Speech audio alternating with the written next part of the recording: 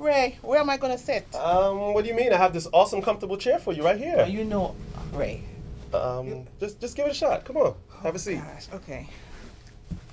Oh my goodness. Oh, cool. Yeah. Okay. Comfy? A little bit. Great.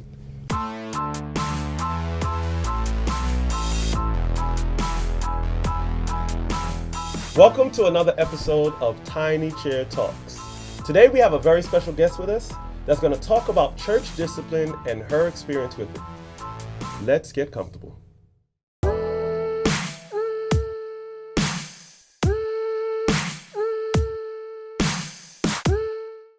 Erolyn, thank you for joining us. I really appreciate you being here. We had a lot to talk about today. So, introduce yourself to the people. Tell them who you are. My name is Erolyn Sweeney, and I'm from St. Croix, U.S. Virgin Islands. Awesome. So what brought you to Charlotte in the first place? Well, in 1998, I attended Johnson C. Smith University, and when I completed college, I just stayed. Wow. You enjoyed it that much, or it was just convenient for you? Convenience. Gotcha. So I hear you're pretty active with your church too, ministry, and a lot of things that you do. Tell me a little bit about that. Well, currently I am the AYS leader at Awesome. Northeast Church. Great. I also work in the music department. Very cool. Well, again, our topic today is church discipline, and you have a very unique perspective and a different light to shed on the situation. From your experience, I know that there are several different perspectives on church discipline and how it should be, how it shouldn't be, how one perceives it, how we're offended we are by it. What was your experience? Well, I do have a son. Out of, can I say wedlock? Absolutely. Okay, I have one son out of wedlock. I was raised up in the Seventh Adventist Church, so I kind of knew that, of course, having a child out of wedlock was a sin, and it should not be done. And I knew that in my experience, I've witnessed people get disfellowship. So I was not trying to go through that process. So I personally went to the pastor, and because they wasn't even aware that I was pregnant. So I'm sorry to cut you off, but you said that you actually experienced and you saw firsthand individuals get disfellowship? Yes. What was that? What did that look like at that time? Well, it was a teen. It was younger, and she had a child out of wedlock. She was like around 17 years old, and they actually presented her in front of the whole church body during church. And they called her name out. She had to stand up. Everybody saw her when it wasn't nothing private. I just felt like it was too public and embarrassing, actually. When you saw that, did you kind of have that in the back of your mind as something that you would never put yourself in a position to Absolutely. feel? Oh, I Yes. get it. Okay. So with that being said, with you having firsthand experience, what route did you take? Well, because I did backslide and I was just returning and trying to get my feet wet again with the whole routine. Right. I actually didn't know what to expect, but I knew what I didn't want to happen.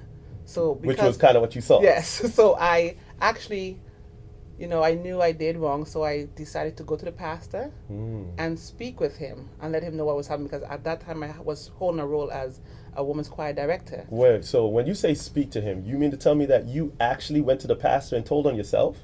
Yes. Wow. If that's how you want to look at it. I mean, so you put yourself in timeout? Well, pretty much. I mean, because I knew that I wasn't showing that much, and I knew once I saw showing, I just didn't want all the, the talking behind your back and the gossiping. So I said, you know what, I'm gonna go ahead and pretty much tell him myself. I get it. So I went to the pastor and I told, because when I actually spoke to him, he wasn't even aware that I was pregnant because I didn't look pregnant. Right. All right. So what did that look like? How did that pan out for you? Well, I went to his office. I told him I needed to speak with him, and we took that time. I made an appointment with him, and I went to the office, and I pretty much told him that I was pregnant, and he was actually shocked because I didn't look pregnant.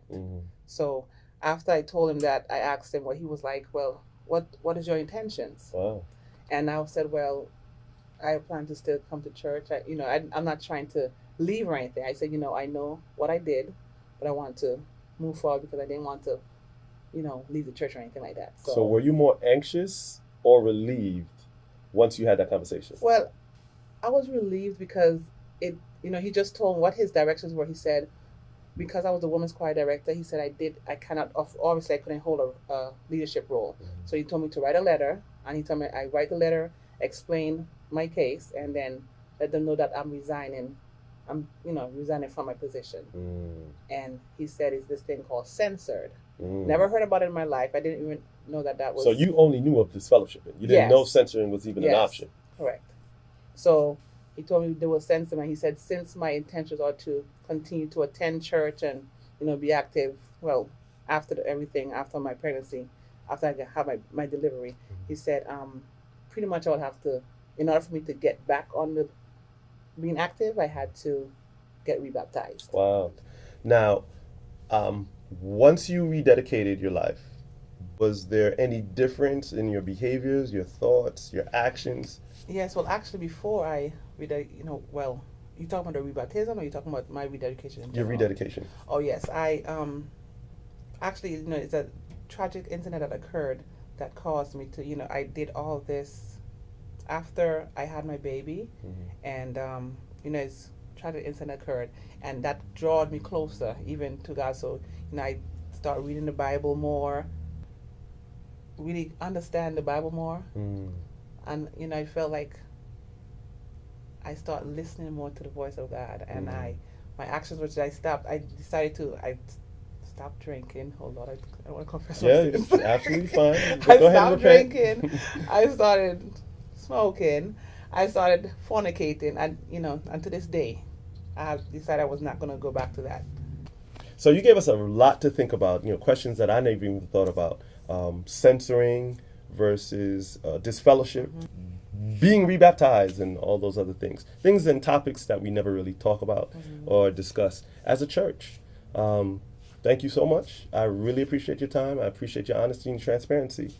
So for those who are either going through similar situations that you've expressed, what's some advice and some input that you can possibly give to help others to make it through? Well, I will say the first thing will be, you have to build that personal relationship with God.